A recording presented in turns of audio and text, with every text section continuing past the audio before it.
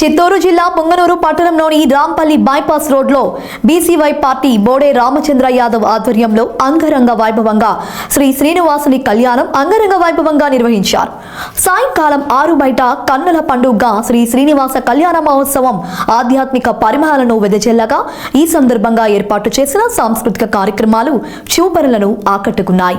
వేద పండితులు వేద ఘోష నడుమ శాస్త్రీయంగా నిర్వహించిన శ్రీనివాసుని కళ్యాణంలో బీసీవై పార్టీ అధినేత బోడే రామచంద్ర యాదవ్ దంపతులు పాల్గొని ఆద్యాంతం కమనీయంగా కళ్యాణ మహోత్సవాన్ని నిర్వహించారు. వేలాది భక్తుల గోవింద నామస్మరణతో పొంగనూరు పట్టణం మరో వైకుంఠాన్ని తలపించింది. ఈ సందర్భంగా భక్తులకు కళ్యాణ అనంతరం స్వామివారి తీర్థ ప్రసాదాలను అందజేసిన నిర్వాహకులు దేశం సుభిక్షగా ఉండాలంటూ ఆకాంక్షించారు.